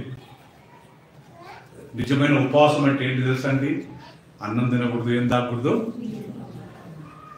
40 రోజులు ఉపవాసం అని కొంతమంది చెప్పుకుంటారు కదా. పొద్దున 9 గంటల నుంచి 12 గంటల వరకు ఏం తినకుండా ఉన్న తర్వాత 4 బనానాస్ 2 గ్లాస్ పాలు తాగుతారు కదా ప్రియులారా. అది ఉపవాసం అవుతుందా? ఉపవాసం అంటే పొద్దున్న నుంచి నెక్స్ట్ డే మార్నింగ్ వరకు ఏం తినరు. అది నిజమైన ఉపవాసం. మోషే 40 రాత్రులు 40 పగలు ప్రియులారా కొండ మీద ఉండి ఆయన లాస్ట్కు దేవుడు 10 ఆజ్ఞలు ఇస్తాడు. 2 పలకల మీద, ఒక దాని మీద 4 ఆజ్ఞలు, ఇంకొక దాని మీద 6 ఆజ్ఞలు. ఈ 4 ఆజ్ఞలు ఏంటి? దేవుని పట్ల మనం చేయవలసిన బాధ్యతలు ఏంటి? 4 ఆజ్ఞలు. ఇంకొక పలక మీద 6 ఆజ్ఞలు. అవేంటమ్మా? అవి మనుషుల పట్ల మనం చేయవలసిన 6 ఆజ్ఞలు. ఇవి తెచ్చే లోపల కింద వీళ్ళు ఏం చేశారంట? మోషే వెళ్ళి 40 రోజులైంది, ఆయన బతికాడో చనిపోయాడో, మాకు ఆ యెహోవా దేవుని చేయవయ్యా, ఒక రూపంలో చేయండి, మేము ఆయనను ఆరాధిస్తామంటే ఈ అహరోను ఏం చేశాడంట? అందరి దగ్గర బంగారం కలెక్ట్ చేసి ఒక దూడను చేశాడంట ప్రియులారా. దూడను చేసి ఆయన వాళ్ళందరూ ఆరాధిస్తున్నప్పుడు మోషే కిందికి వచ్చి చూసిన వెంటనే మోషే చాలా బాధపడ్డాడంట. నా కోపంతో మొదటిసారి మోషే కోపడ్డాను ప్రియులారా. అన్ని రోజులు ఉపవాసం ఉంది, నీకు దేవుడు ఆజ్ఞలు ఇస్తే నువ్వు కోపం అంతా ఇదా అని చెప్పి పడగొట్టాడు. ఐ థింక్ ఫస్ట్ దేవుడు అక్కడ నోట్ చేశాడు. రెండోసారి మోషే ఈ బండతో మాట్లాడమంటే ఈ పబ్లిక్ ప్రెషర్తో కొట్టేశాడు. దేవుడు నిలిచాడు కానీ మళ్ళీ ఆయన పక్కన నిలిచి నువ్వు అందరి ముందు నన్ను అవమానపరచావు అని చెప్పి ఈ నుంచి ఇక్కడికి వచ్చేసేవావు, నువ్వు మళ్ళా కానాను దేశానికి వెళ్ళాల్సిన అవసరం లేదు, నువ్వు చాలా కోపిస్తువి, నువ్వు అక్కడ పోయిన తర్వాత ఏదైనా నువ్వు నష్టం కలిగిస్తూ చెప్పి మోషే ఆడ చనిపోయాడు. 40 సంవత్సరాలు ఇలా నడిపించిన ఆయన దేవుడు క్యాన్సిల్ చేశాడు. నువ్వు అవసరం లేదు బాబు, నువ్వు కానానికి, నీ కోపం ఎక్కువ. ఒక వాక్యం ఏంది? భూమి మీద అందరికంటే మోషే సాత్వికుడు. మరి ఇక్కడేంటి దేవుడు సాత్వికుడు అని చెప్పి ఆయన కానాను దేశానికి వెళ్ళడానికి క్యాన్సిల్ చేశాడు. నెబో అని పర్వతం నుంచి చూపించాడంట. పాపం ఆయన ఇదిగోండి ఆ యెరూషలేమును దూరం నుంచి చూశాడంట ప్రియులారా. పాపం అప్పుడు ఆ షేప్ లేదండి, అప్పుడు మందిరం ఏం లేవు, దూరం నుంచి చూశాడు. అప్పుడు మోషే కిందికి వచ్చి అంటాడండి, ఎవరెవరైతే దేవుని వైపు ఉన్నారో నా వైపు అని అంటుందలే, అహరోను మాత్రమే వస్తాడు. అహరోను ఆయన కుటుంబం. అప్పుడు దేవుడు చూసి అహరోను నాకు యాజకుడుగా ఆయన మాత్రమే నా సేవ చేయాల, ఎవరు అవసరం లేదని చెప్పి అప్పుడు అహరోన్ని ఆయన యాజకుడుగా నియమించుకుంటాడు. దేవుడు చూస్తాడంట ప్రియులారా, నిజంగా ఆయన కొరకు ఎవరో జీవిస్తాడు. అంటే ఈయన ఒక్కడొచ్చాడంట, తక్కిన వాళ్ళంతా ప్రియులారా వాళ్ళు ఇష్టం వచ్చిన పాపాలు తాకుంటూ వ్యభిచారం చేసుకుంటూ ఆ దూడకు పూజ చేసుకుంటూ ఇష్టం వచ్చినట్టుగా పాపం చేస్తానే ఉన్నారు. దాని తర్వాత ప్రభు అంటాడు, మోషే నువ్వు పక్కకు రా, వీళ్ళనందరినీ నాశనం చేసి నేను నీ నుండి ఒక కొత్త సంతానాన్ని ప్రారంభిస్తాను. అప్పుడు మోషే ఏమంటాడు, ప్రభు నువ్వు ఐగుప్తు నుంచి తెచ్చినప్పుడు ఐగుప్తులంతా ఎంతో ఇదన్నారు ప్రభు, నువ్వు వీళ్ళని చంపావనుకోండి మీ దేవుడు చేతగనోడేమో అని అనుకుంటారేమో, ప్రియులు ఆయన చంపొద్దని ఈయన వాళ్ళ కొరకు విజ్ఞాపన చేశాడు ప్రియులారా. అప్పుడు దేవుడు ఈయన విజ్ఞాపనం చూసి అప్పుడు క్షమించాడు. కానీ అంతవరకు క్షమించాడా? లేదు. వాళ్ళు అట్ట ఎట్టెట్టాలు ఈ యొక్క కానాను దేశానికి వెళ్తుండగా పాపం చేస్తున్న దేవుడు ఎక్కడో అక్కడ చంపేశాడు. 6 లక్షల మంది పురుషులు ఇద్దరు వెళ్ళారంట. 5,99,998 మందిని దేవుడు అరణ్యంలో చంపేశాడు. వాళ్ళ పిల్లలు వెళ్ళారు. ఇప్పుడు ఎగ్జాంపుల్ నేను మా మిస్సెస్ ఉన్నాం, ఓకే, ప్రిన్సీ సన్నీ వీళ్ళు వెళ్ళారు, కానీ మేము వెళ్ళలేదు. పెద్దోళ్ళంతా వెళ్ళలేదు, పిల్లలు వెళ్ళారు. ఈ పెద్దోళ్ళలో ఇద్దరు వెళ్ళారంట, యోషువ కాలేబు. అనేకులు పిలువబడ్డవారు, అనేకులే ఏర్పరచుకోబడ్డవారు. ఆ ఏర్పరచుకోబడ్డ గుంపులో మనం ఉండాలని దేవుడు ఆశిస్తున్నాడు. నాకు చిన్నప్పటి నుండి ప్రభువుని నమ్ముకున్నప్పటి నుండి చాలా చాలా చాలా వైరాగ్యంగా ఉండేవాడిని. ఎలాంటి ఆచారాలలో ఇన్వాల్వ్ కాదు, ఎలాంటి పాప జోలికి వెళ్ళను. అయినంత వరకు నేను దేవుని గురించి జీవిస్తాను. ప్రేమ ఉంటా, సమాధానం ఉంటా. ఆ తీర్మానం తీసుకుని నేను దేవుని ఇప్పుడు 35 సంవత్సరాల నుంచి నేను సేవకు వచ్చాను, సేవకు. సో కాబట్టి మనం కానీ ఆ స్ట్రాంగ్గా ఒక తీర్మానం తీసుకుంటే దేవుని వరకు మనం ఆగకూడదండి. ఎవరు అంటుండే ప్రపంచంలో ఇద్దరిని మనం కన్విన్స్ చేయలేమంట, వాళ్ళని ఒప్పించలేమంట. ఒకటి యూదులు, రెండోది ముస్లిమ్స్. వాళ్ళకి వాక్యం చెప్తే వాళ్ళు అంత ఈజీగా వినరండి, ఏదో కౌంటర్ వేస్తారు, ఏదో ఒకటి చేస్తారు. నేను ఒకరోజు ఢిల్లీకి వెళ్తున్నాను, నేను హుబ్లీలో ఉన్నాను. ఢిల్లీకి వెళ్తున్నప్పుడు ట్రైన్లో నాగ్పూర్ దాటిన తర్వాత ఒక ఇద్దరు యూతులు నా ముందు కూర్చుంటారు. అదే ఇంట్రొడ్యూస్ చేసుకుని మాట్లాడుతూ చిన్నగా వాక్యం చెప్తుంటే can you shut your mouth. యూతులండి, వాళ్ళు యేసుప్రభు అంటే అసలు ఇష్టం ఉండదు యూతులకు. Can you shut your mouth and sit in your place. వీళ్ళిద్దరిని కన్విన్స్ చేయడం ఎంత చెప్పినా చాలా మొండుకుంటారు ప్రియులారా. ఎందుకు ఏం చెప్పు ఏం చెయ్యి. ఇప్పటికీ యూదులు దే డోంట్ బిలీవ్ జీసస్. చంపకు చంప, పంటకు పన్ను, కంటికి కన్ను. ఆ ముస్లింస్ ఏదో ఆ రోజు వచ్చి 1500 మంది చంపినందుకు చూశారా ఎంత హంగామా చేశారు వీళ్ళు. ఎక్కడన్నా అక్కడ ఎన్నో ఇరాకు, ఇరాను అందరు. ఇప్పుడు మీరు పోయి పాలిస్తాను చూడండి కదా, ఎక్కడెక్కడ బిల్డింగ్లు పడిపోయింది, రోడ్లన్నీ నాశనం చేస్తాయి. వీళ్ళ పాలసీ ఏంటి? ఒక్కరిని మీరు చంపితే మేము 50 మందిని చంపుతాం. సో అప్పుడు ప్రియురా మోషే అంటాడు, ప్రభా నువ్వు వీళ్ళని చంపేయమంటే నా పేరు జీవ గ్రంథం నుంచి తొలగించు ప్లీజ్, నా పేరు వద్దు ప్రభా, ఇంతమంది చనిపోతే నేను ఒక్కరిని పరలోకి కనిపించి నేను ఏం చేయాల ప్రభా. అప్పుడు మోషే అంటాడు ప్రియుల, దేవుడు అంటాడు 33 చూడండి ప్రియురా, అయ్యో 32, అయ్యో నీవు వారి పాపమును, అంటే ఈ విగ్రహాలను చేసినందుకు దేవుడు చంపుతా అంటే, అయ్యో నీవు వారి పాపమును ఒకవేళ పరిహరించుతావా, ఓకే, లేని ఎడలా నీవు వ్రాసిన నీ గ్రంథములో నుండి నా పేరు తుడిచివేయమని బతిమాలు కొనుచున్నాను. అందుకు యెహోవా ఏమన్నాడంట, ఎవడు నా ఎదుట పాపము చేసనో చేయునో వాణ్ణి నా గ్రంథంలో నుండి తుడిచివేయుదును. చూశారా ప్రియులా, జీవ గ్రంథంలో మనం బాప్తిసం తీసుకుని మంచి మార్గంలో నడుస్తున్నప్పుడు మన పేరు ఉంటది. పై ఛాన్స్ ఏదైనా పాపం చేసి కంటిన్యూగా అదే పాపంలో కంటిన్యూ అయ్యామనుకోండి, ఇక్కడ దేవుడు అంటాడు, ఎవడు నా ఎదుట పాపం చేయనో వాని పేరు నేను నా గ్రంథం నుంచి తీసేస్తాను. సో పరలోకం నుండి 4 గ్రంథాలలో మొదటి గ్రంథం పేరు జీవ గ్రంథం, రెండో గ్రంథం పేరు జ్ఞాపకార్థమైన గ్రంథం కదా. మలాకి 3:16 చదువు ప్రియులారా, మలాకి 3:16 ఏముందంట ప్రియులారా, ఈ రెండో గ్రంథం పేరు ఏముంటుందంట దాంట్లో అంటే ప్రియులారా 3:16 చాలాసార్లు మనం చదువుతాం. అందరు తీసిన తర్వాత నేను చదువుతాను, మీ బైబిల్ చూడండి. 787 పేజ్ నంబర్ 316 గమనించండి. అప్పుడు యెహోవా యందు భయభక్తులు గలవారు ఒకరితో ఒకరు మాట్లాడుచుండగా యెహోవా చెవికి ఆలకించెను. మరియు యెహోవా యందు భయభక్తులు కలిగి ఆయన నామమును స్మరించుచు ఉండు వారికి జ్ఞాపకార్థము ఒక గ్రంథము ఆయన సముఖమందు రాయబడెను. సో ప్రియులారా, రెండో గ్రంథం పేరు జ్ఞాపకార్థమైన గ్రంథము, బుక్ ఆఫ్ రిమెంబరెన్స్. గమనించండి, యెహోవా యందు భయభక్తులు గలవారు ఒకరితో ఒకరు మాట్లాడుతుంటే యెహోవా చెవికి ఆలకిస్తాడంటే వీళ్ళు ఏం మాట్లాడుతున్నారు? కృపావల్లి గారు, మేము మీ ఇంటికి వచ్చి నేను వాక్యం చెప్పాను కదా, మీరు మీ పాపలు మీ ఆయన నేను మనం 6 మంది కూర్చున్నప్పుడు దేవుడు చెవిగా ఆలకించాడట. వీళ్ళు ఏం మాట్లాడుతున్నారు, సండే మార్నింగ్ వీళ్ళు గ్యాదర్ అయ్యారు, ఏం ధ్యానిస్తున్నారు, ఏమేమి పాటలు పాడారు, అదే దాని మీనింగ్ అండి.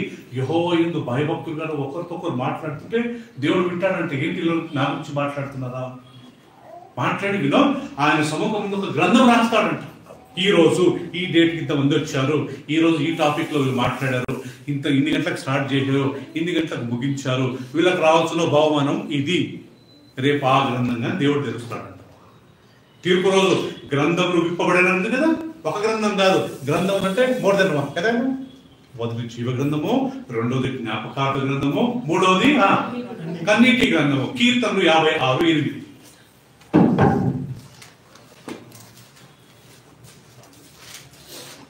కీర్తనలు 56:8 కదా.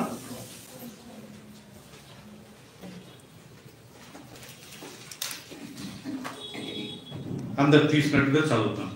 నా సంచారములను నీవు లెక్కించున్నావు, నా కన్నీళ్లు నీ బుడ్డిలో ఉంచబడి ఉన్నవి, అవి నీ కవలిలో కనబడను కదా. కవలి అంటే కింద ఉంది, ఏముంది? పుస్తకం. అమ్మా బైబిల్ రాయబడింది. మనం దేవుని కొరకు ఎక్కడెక్కడ సంచరిస్తాము, నా సంచారం నువ్వు లెక్కించున్నావు. నాకు అర్థమైంది ఏంటంటే ప్రియురా, దేవుని సేవ కొరకు మనం ఎక్కడెక్కడ తిరుగుతామో, ఏ ఊర్లో తిరుగుతామో. నేను ఒకప్పుడు బ్యాచులర్ ఉన్నప్పుడు సార్ కర్ణాటకలో ధార్వాడ్ అనే ప్లేస్లో ఉండేవాడు. అక్కడి నుంచి బెల్గాం, గోవా, కార్వార్, ఉస్మానాబాద్, లాతూర్, బిజాపూర్, ఇవన్నీ సేవ కొరకు ఒక గిటార్, అప్పుడు నేను గిటార్ వాయించేవాడిని కాబట్టి, బ్యాచులర్ కాబట్టి, మీటింగ్ ఉంటే సైమన్ ఆ రోజు 3 రోజులు మీటింగ్ గిటార్ తీసుకెళ్ళిపో, ఒక చిన్న బ్యాగ్ గిటార్ నా చేతిలో ఉంటే చాలా తిరిగాను ప్రియురా.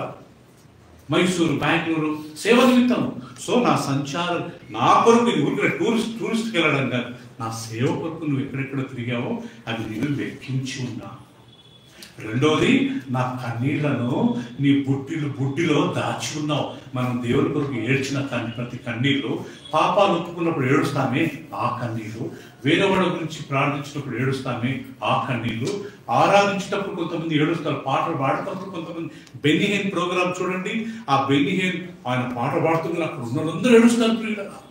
దినకరం చెప్తున్నాను చూసారా, దినకరం ఆయన కళ్ళే తెరవాడు ఏడుస్తాను. ఆయన నేను ఎవరో చెప్తుంది, ఆయన ఎప్పుడు కళ్ళు ఇంతలో వాస్తుంటారంట, ఎక్కువ ఏడుస్తారంట.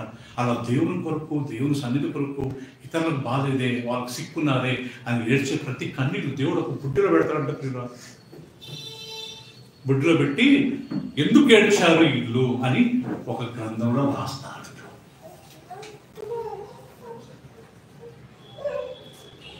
ఆ గ్రంథంలో మళ్ళా డేట్ వేసి ఎందుకు ఈమె ఇంతసేపు ఏడ్చింది, ఎన్ని కన్నీళ్ళు, ఎన్ని డ్రాప్స్ పడ్డాయి, నాకు అర్థమైనంత వరకు అది ప్రేరార్థం. అవి నీ కబిలలో కనపడదు కదా. Are they not recorded in your book? నాకు తెలిసి ఇది 3వ గ్రంథం. ఇంకా ఉన్నాయేమో కన్నా నేను చదివినప్పుడు నాకు కనపడ్డ 4 గ్రంథాలు. 4వ గ్రంథము మనం పాపము చేసిన పాపపు గ్రంథము. మనం ఏమేమి పాపం చేసామో అవన్నీ ఆ గ్రంథంలో రికార్డ్ అవుతాయి. తీర్పు రోజు దేవుడు 4 పుస్తకాలు తెచ్చి కంపేర్ చేస్తాడంటండి. ఇప్పుడు తీస్తాం ప్రకటన 20వ అధ్యాయము 12వ వచనం అలా చదువుకుందాం ప్రియులారా. అంటే ఒక్కసారి మన పేరు దేవుడు జీవగ్రంథంలో రాసిన తర్వాత కొట్టేయవచ్చు పాపం చేస్తే.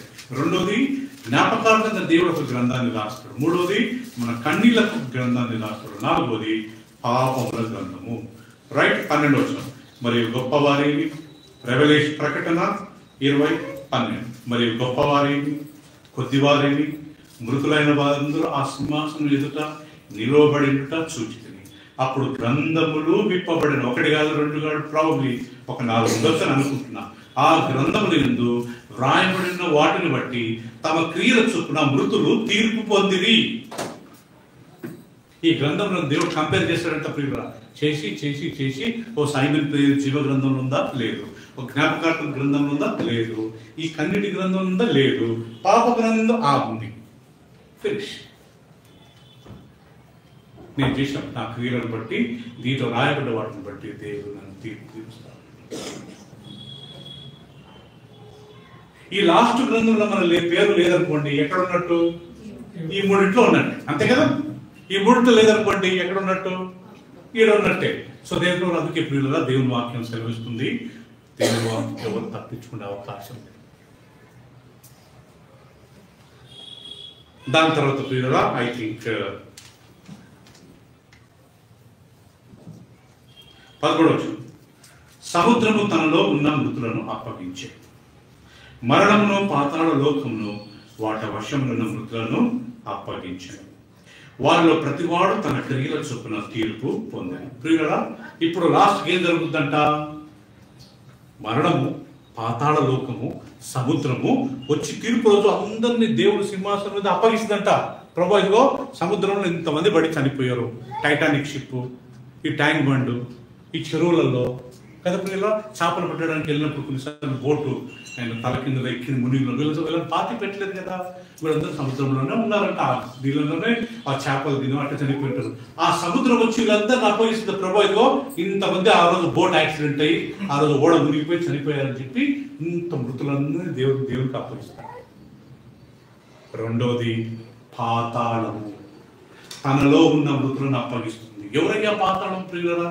ఆదాము నుండి ఈ రోజు వరకు 15వ తారీఖు డిసెంబర్ 2024, ఆల్మోస్ట్ 12:45 ఈ రోజు వరకు చనిపోయిన ప్రతి అవిశ్వాసి, ప్రతి దేవుని నమ్మని ప్రతి వ్యక్తి వెళ్ళే స్థలం ఏం తెలుసండి? పాతాళము. నరకానికి వెళ్ళారు ఎవరు? ఇంకా ఇంకా నరకం యొక్క ప్రారంభించలేదు దేవుడు ప్రియులారా. సుశిక్ష పాతాళంలో ఏముంటుంది సునీత గారు? చీకటి, రెండవది పళ్ళు కొరుకుట, మూడవది ఏడుపు. మత్తయి సువార్తలు తీసుకుందాం ఆ మాట ప్రియులారా. మత్తయి సువార్త 8:12 పాతాళంలో ఏముంటుంది? 8:12 ప్రియులారా. ఇక్కడ యేసుక్రీస్తు మాట్లాడుతూ 12 రాజ్య సంబంధులు వెలుపటి చీకటిలో త్రోయవేయబడుదురు, అక్కడ ఏడుపును పళ్ళు కొరుకుటయు నుండునని మీతో చెప్పుచున్నాను నేను. దానికన్నా ముందు చూసారా, అనేకులు తూర్పు నుండి పడమట నుండి వచ్చి అబ్రహాముతో కూడాను ఇస్సాకుతో కూడాను యాకోబుతో కూడాను ఎక్కడ కూర్చుంటారంట? పరలోక రాజ్యమందు కూర్చుందురు, కానీ రాజ్య సంబంధులు వెలుపటి చీకటిలోనికి త్రోయవేయబడుదురు, అక్కడ ఏడుపును పళ్ళు కొరుకుటయు ఉండును. ప్రియులారా వినండి, ప్రభువు నమ్ముకున్న వాళ్ళంతా పరదేశి అనే స్థానానికి వెళ్తారు. ఎవరు అక్కడ ఉంటారు? అబ్రహాము, ఇస్సాకు, తర్వాత యాకోబు. అంటే మీకు నాకు తెలిసి పరదేశికి దేవుడు వీళ్ళని ఇన్ఛార్జ్ చేసినట్టున్నాడు. ఎందుకు? ధనవంతుడు లాజరు స్టోరీ మనం చదివినప్పుడు లాజరు ఎక్కడికి వెళ్ళాడంట? అబ్రహాము దగ్గరికి వెళ్ళాడంట. అబ్రహాం దగ్గరికి వెళ్ళాడంట ప్రియులారా. అంటే ఆయన ప్యారడైస్ లో ఉన్నాడు. ప్యారడైస్ లో ఎవరంటే మెయిన్ ఇంపార్టెంట్ నాకు తెలిసి అబ్రహాము, ఇస్సాకు, యాకోబు. యేసుక్రీస్తు శిలువలో చనిపోతున్న దొంగతో ఒక మాట అన్నాడు, నువ్వు మాతో కూడా నేడు ఎక్కడ ఉంటావు? పరలోకంలో కాదు, ఇక్కడ. ఒక వ్యక్తి ప్రభువుని నమ్ముకున్న వ్యక్తి చనిపోయిన వెంటనే దేవునితో కాంటాక్ట్ కాడండి, దేవుని దగ్గరికి వెళ్ళరు. పరదేశి అనే ఒక స్థలం ఉంటుంది. అదే సమయంలో ప్రభువును నమ్ముకోకుండా చనిపోయిన వారు నరకానికి వెళ్ళరు. ఒక ప్లేస్ ఉంది, పాతాళము. అక్కడ ఏడుస్తా ఉంటారంట, పళ్ళు ఉరుకుతానే ఉంటారంట, వెంట్రుకలు వీక్కుంటుంటారంట. అయ్యో అయ్యో అయ్యో అయ్యో, ఎందుకు మేము ప్రభు నమ్మలేదు? అయ్యో దగ్గర చర్చ్ ఉంది, వెళ్ళి కొద్దిగా వాక్యం వింటే మేము బాగుండేది, బ్రదర్ వచ్చి చెప్పినప్పుడు వింటే బాగుంటుండే, అయ్యో దేవుడు ఇంత మంచి లేఖనాలు ఇచ్చారు, ఎందుకు నేను ఇంత మొండికున్నాను అయ్యా ప్రభు అని చెప్పి అప్పుడు ఏడుస్తారంట. అప్పుడు ఎవరించి మళ్ళీ వెళ్ళిపోయారు. మీకు ఎంతమందికి తెలుసో లేదు, రేపు తీర్పు రోజు దేవుడు మన తండ్రిని, మన తల్లిని, మన భార్యను, మన భర్తను, మన పిల్లల్ని అడగడు. ఎవరిని అడుగుతాడు? మనల్ని. మనం చేసిన తప్పుకు ఆనందగారు దేవుడు మనల్ని అడుగుతాడు. మన మమ్మీని అడగడు, మన భార్యని, భర్తను అడగడు. రోమా పత్రిక 12:14 తీయండి. రోమన్స్ 14:12 14:12 ఎంత చక్కగా రాయబడ్డది ప్రియులు. ఇక్కడ చూద్దాము. రేపు తీర్పు రోజు మన గురించి ఎవరు చెప్తారంట? రోమా 14:12 దేవత తీసుకు చదవండి. 14:12 ప్రతి నాలుగు దేవుని స్తుతించును అని ప్రభువు చెప్పుచున్నాడు అని రాయబడి ఉన్నది. కనుక మనలో ప్రతి వాడును తన గురించి దేవునికి లెక్క అప్పగింపబడింది. మనలో ప్రతివాడు తన గురించి ఎవరికి లెక్క చెప్పాలా? తన గురించి తానే దేవునికి లెక్క అప్పచెప్పాలి. మరీ ముఖ్యంగా నాకున్న జ్ఞానం ప్రకారం, నేను చాలా వాక్యాలను చదివిన ప్రకారం 12 సంవత్సరాల వరకే ఎవరన్నా చనిపోతే పరలోకానికి వెళ్తారు. ఎందుకంటే అది ఇన్నోసెంట్ స్టేజ్, అమాయకత్వం, ఏ పాపం లేదు, పాపం అంటే పెద్ద విత్తనం. 12 దాటింది అనుకోండి, టీనేజ్ అంటారు. 13, 14, 15. అందుకే యేసుక్రీస్తు 12 సంవత్సరాల వయసు అప్పుడు. మనలో ప్రతి వాడు తన గురించి దేవునికి లెక్క. నేను సన్నికి కృషి చెప్తుంటే అప్పుడప్పుడు 12 దాటింది వీళ్ళు, ఇప్పుడు మీ పాపాలు ఒప్పుకోవాలా, నువ్వు దేవునికి సారీ చెప్పలేదు, తప్పించుకో, నువ్వు సారీ చెప్పాలా. రేపు నీకు నువ్వే సన్ని. మనం పేరు ఒక స్టేజ్ వరకు చదివిస్తాము, తిండి పెడతాము, బట్టలు ఇస్తాము కదా ప్రియులరా. కానీ వాళ్ళ పాపలకు వాళ్ళు లెక్క చెప్పాలి. అందుకే తల్లిదండ్రులుగా మనం మన పిల్లల్ని నేర్పించాలి. సాగు చెప్పు బిడ్డ, పొద్దున 12 years వరకు ఓకే, మనం ఓకే, వాళ్ళు ఇన్నోసెంట్. కానీ 12 దాటింది అనుకోండి, వాళ్ళ దేవుడు పాతాళం వచ్చి అప్పగిస్తుంటా. ఆదాము నుంచి ఈ రోజు వరకు ఇదిగో ప్రభు ఇంతమంది నాలో వచ్చిందని అప్పగిస్తాడంట. అప్పుడు దేవుడు మళ్ళా గ్రంథాలు తెరుస్తాడంట. చూడండి ప్రియులారా, ప్రకటన గ్రంథము 20వ అధ్యాయం. ఇదైతే పూయవాకండి ప్రియులారా, ఇది అలాగే పట్టుకుందాము. 11 మళ్ళా చదువుతాను. సముద్రము తనలో ఉన్న మృతులను అప్పగించెను, మరణమును పాతాళ లోకంలో వాటి వశమున్న మృతులను అప్పగించెను. వారిలో ప్రతివాడు, చూశారండి, తన క్రియల చొప్పున తీర్పు పొందెను. మరణమును, మృతుల లోకమును ఎక్కడ పడవేయబడతారు? ఆ అగ్నిగుండము. ఎన్నో మరణం అంట? 2వ మరణం. చూడరా, సో దేవుడు పాతాళంలో ఉన్నవారిని కానీ డైరెక్ట్ నరకాన్ని పంపడంట, వాళ్ళని కానీ తీర్పు తీరుస్తాడంట. ప్రతి దేశంలో సుప్రీం కోర్ట్ అని ఉంటుంది ప్రియుల. ఆ సుప్రీం కోర్టులో చీఫ్ జస్టిస్ ఆల్మోస్ట్ ఆ దేశానికి ఆయన ఒక దేవుడుగా సార్ వాళ్ళు చేతి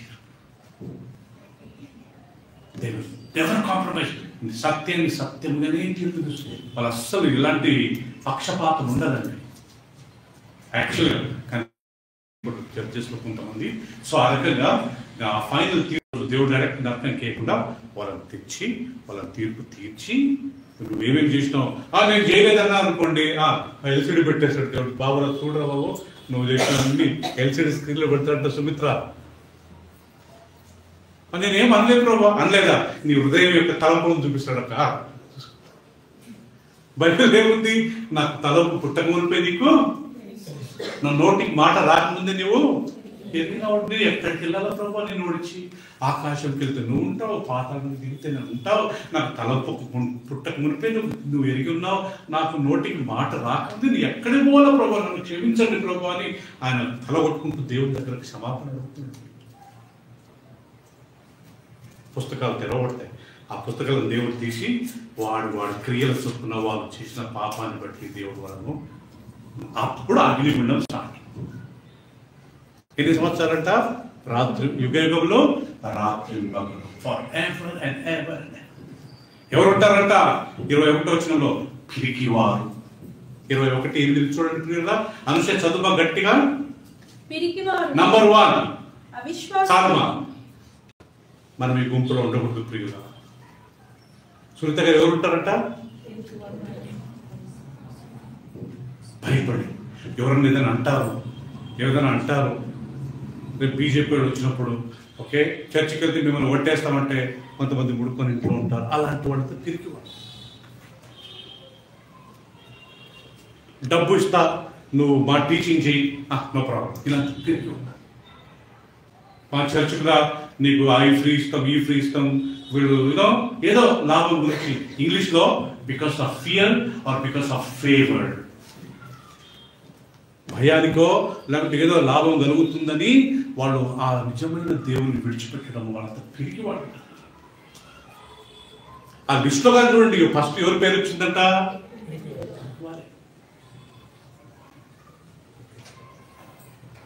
నువ్వు అట్టన్నా ఉండు, ఇట్టన్నా ఉండు బాబు, నువ్వు మధ్యలో ఉండొద్దు కదా సార్ శ్రీలేఖ గారు. నువ్వు ప్రభుత్వం నమ్ముకోవాలి, లేకపోతే ఇష్టం వచ్చిన పాపం చేసుకో, తాగు తిను, పాపం చేయకో. చర్చికి వచ్చినట్టు వచ్చి మళ్ళీ చేసేది చేసుకుంటూ బైబిల్ రాయడం నువ్వు చల్లగా ఉండు, లేకుండా నులివెచ్చలుగా ఉండకు, నేను ఉమ్మేస్తా. కూల్ డ్రింక్ ఎప్పుడు చల్లేదాగలంట, కాఫీ టీ ఎప్పుడు ఇప్పుడు కోల్డ్ కాఫీ కానీ వచ్చిందంటారా. సప్రీగా అలా వేడి దేవుడి కొరకన్నా జీవించాలి, లేకుంటే పాపం కొరకన్నా మనం జీవించాలి. కానీ మనం నటించే వాళ్ళు అట్టింటూ ఉంటాడు దేవుడు. అస్సలు అలాంటి వాళ్ళు సహించాడు. ఎవరు అంటుండే ప్రభును నమ్ముకున్న వాళ్ళు ఫుల్ ఎంజాయ్ చేస్తారంట. ప్రభును టోటల్గా నమ్ముకోకుండా సిస్టం వచ్చిన పాపం చేసిన వాళ్ళు ఫుల్ ఎంజాయ్ చేస్తారంట. ఈ మధ్యలో అటు కాకుండా ఇటు కాకుండా ఏమీ చేయలేదు. పాపం చేయడానికి ఇష్టమే, ఒక రకం మళ్ళీ భయం అనమాట. ఏమన్నా అయితే ప్రభు బ్రదర్ చెప్పిండు ప్రకటన 21 వచ్చే ముద్రలో అటపోతారంట. ఇక్కడ పోతే మళ్ళీ అక్కడ ఫుల్ టెంప్టేషన్. అందరూ పోతున్నారు డాడీ, అందరూ తాగుతున్నారు డాడీ, కొందరు ఒక్కరోజు తాగుతారు డాడీ. సుప్రీంలా I try to be in one place అని దేవుని వాక్యం. ఇది ప్రియుల ఫైనల్. ఇప్పుడు క్వశ్చన్ ఏంటంటే, ఓకే పిరికి వారి తర్వాత వాక్యం ఉండి కానీ వాక్యం తెలిసి కానీ మనం నమ్మకపోతే దేవుని వాక్యం అవిశ్వాసం. యేసుప్రభు ఎవరిని చూసి కోప్పడ్డాడంట? అవిశ్వాసులా. ఇన్ని రోజులు నేను మీతో ఉంటానమ్మా. దొంగతనం చేసిన యేసుప్రభు ఏమనలే. వ్యభిచారం చేస్తున్నప్పుడు పట్టబడ్డ స్త్రీని ఏమనలే. మోసంగా అన్యాయంగా జీవించిన వారు ఏమనలే. శిష్యులను అంటాడు అవిశ్వాసులా. అవిశ్వాసం చెప్పాలా మీకు? అంతకం తెలియదా మీకు? దేవునికి ఇష్టం లేని వాళ్ళు ఎవరంటమ్మా? మూడోదమ్మా అసహ్యులు. అంటే అర్థం ఏం తెలుసా ప్రియులారా? నేను చాలాసార్లు చెప్పాను. ఇతరులు చేస్తున్నారని మనం చేయడము, అవి ఏదైనా కార్యాలు ఉండొచ్చు, అవి అసహ్యం. అందరు చేస్తున్నారు, మనం కానీ చేయాలి. కొన్ని I don't want to tell names అండి. ఎవరో చేస్తున్నారు, అన్నులు చేస్తున్నారు, మనం కానీ చేయాలి. మనం వాళ్ళంతా అసహ్యం. తర్వాతమ్మా నరహంతకులు. ప్రియులారా గుర్తుపెట్టుకోండి, పాత నిబంధన కాలంలో ఒకరిని చంపుతూనే నరహత్య ఆనంద్ గారు. ఏం ప్రతాప్? న్యూ టెస్టిమెంట్ ఏంటి నరహత్య అంటే? కోపపడమే. కోపపడితే చాలంట, కారణం లేకుండా. యోషిత కోపపడితే నరహత్య చేసినంత. యూజ్లెస్ ఫెలో అంటే వాడు నరకానికి పాత్రుడు అవుతాడంట. బైబిల్ ఉంది, యేసుక్రీస్తు అంటాడు పనికిరాని వాడా, వ్యర్థుడా కదా ప్రియులారా.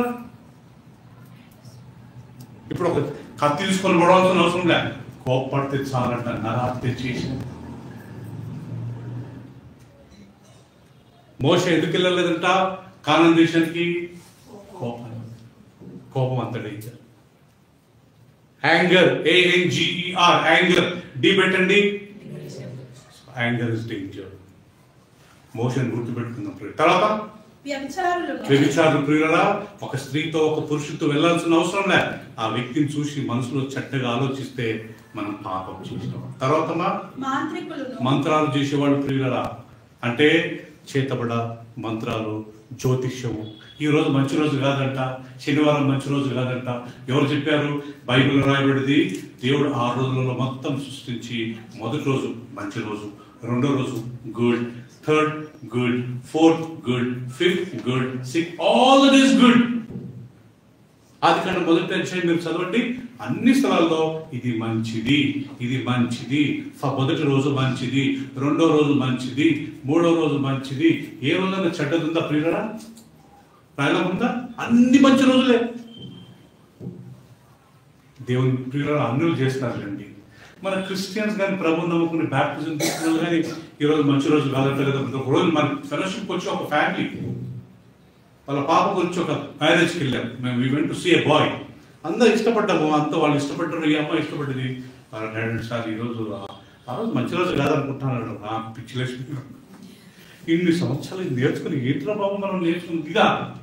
ఎస్, ఆదివారం మన క్రిస్టియన్స్ లో పెళ్లిళ్ళు కావు చేసుకోము. ఎందుకంటే ఆ రోజు యేసుక్రీస్తు పునరుత్థానుడైన రోజు. ఇది రెస్పెక్ట్, అంతేగాని తక్కిన రోజులుగా చెడ్డ రోజు ఏంటి, మంచి రోజు ఏంటి? మన అనుకూలం ప్రకారమే కదా ప్రియులారా. తర్వాత విగ్రహారాధికులు. మీరు చూసారా? ఏదైనా మన మన మన మన హాల్లో కానీ ఎక్కడైనా ఏదైనా విగ్రహాలు ఉన్నట్టు చూసారా? ఫొటోస్ పెట్టే చూసారా? యేసుప్రభుని ఎవరు చెప్పారు ఇది యేసుప్రభు ఫోటో అని? పెట్టుకోవద్దు ప్రియులారా. మనం పిల్లలకి ఏం చెప్తాం ప్రియులారా? రేపు ఆ డాడీ ఫోటో ఏంటి డాడీ? జీసస్ రా అంటామా? అరే పవన్ జీసస్ కిధర్ హై నేను దిల్ మే హై. చూసారా ప్రియులారా?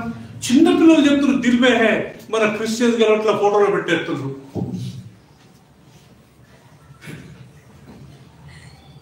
ఒక 3-4 రోజులు మా ఇంట్లో ఉన్నారు, వాళ్ళు కూర్చోబెట్టి చెప్తున్నా జీసస్ మన హృదయం ఉంటాడు అన్న అని అడిగితే దిల్ మే హై అంటాడు. ఇప్పటికి బయటికి వెళ్తే నేను నిన్న కార్లో వెళ్ళాము, అంకల్ జీసస్ కు థ్యాంక్స్ దేవుడు బోలో థ్యాంక్ నాకు జీసస్ కు థ్యాంక్స్ బోలో. సో ప్రియులారా, చిన్న పిల్లలు తెలుసు దేవుడు విగ్రహాలలో ఉండడు, మన హృదయాల్లో ఉంటాడు. ఎక్కడ 2-3 కూడతారో వారి మధ్య. కాబట్టి విగ్రహాలు మనం పెట్టము. బైబిల్ ఎంత చక్కగా రాయబడింది, విగ్రహారాధికులు. తర్వాత అబద్ధాలు చెప్పే వాళ్ళందరూ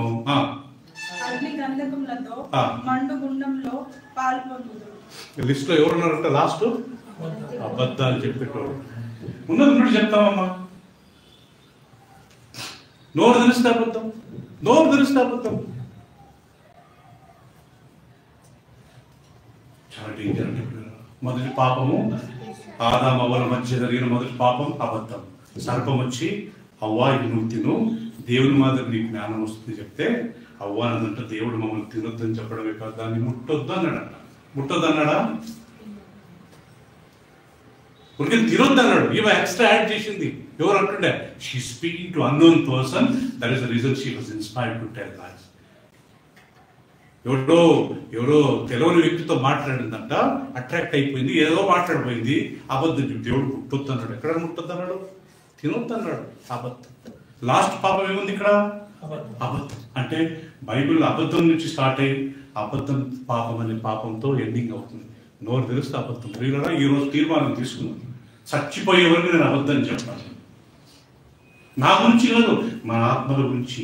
దేవుడు మనకి ఇక్కడ నాయకుని పెట్టి, ఒక లాస్ట్ టైం అలెగ్జాండర్ గారు చెప్పినట్టు మనకు ఆత్మీయ నాయకుడు కావాలి ప్రియులారా, లేకపోతే భ్రష్టులు అయిపోతాం. చీకటి కాండం అని 400 సంవత్సరాలు కదా సార్. మలాకి గ్రంథం నుండి యోహాను పుట్టే వరకు ఒక గ్యాప్ ఉండేదంట.